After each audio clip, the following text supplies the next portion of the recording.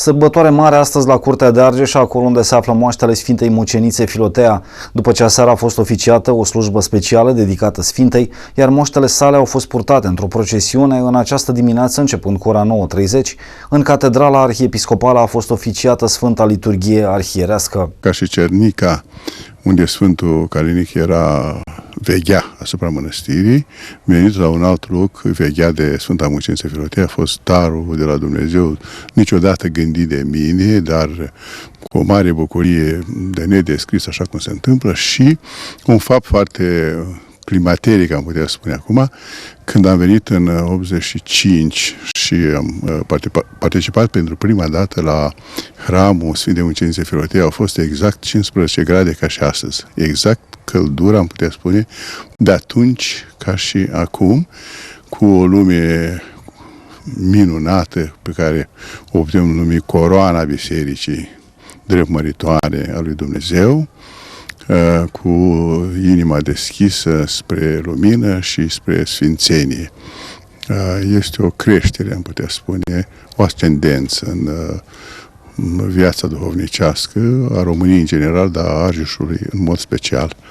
Încât mulțumim lui Dumnezeu și mulțumim tuturor creștinilor și creștinilor care sunt coroana bisericii, împreună cu clerul Bisericii Ortodoxe. La slujba specială de astăzi au participat foarte mulți credincioși, dar și invitați. Printre cei care au slujit alături de soborul de preoți și diaconi s-au aflat Preasfințitul Visarion, episcopul Tulcii, și Preasfințitul Paisie, episcop vicar al Arhiepiscopiei Timișoarei. Credincioșii veniți la Curtea de Argeș au ascultat slujba și s-au rugat alături de preoți. Rând pe rând, fiecare a ajuns la racla în care se aflau moaștele Sfintei, aducând mulțumire și cerând ajutor și mântuire. Credeți că Sfânta Filoftea este un model pentru tinerii de azi? Da, este, pentru că toți ar trebui să dăruiască, să facă așa cum a făcut milostenie și Sfânta Filoftea, chiar cu prețul vieții. Da, eu cred că este un model și toți sfinții sunt. Să fii mai bun. Ea a fost până la urmă și mâncarea care au avut a dus-o la săraci. Foarte, foarte important este viața ei și așa de tânăr s-a pierdut.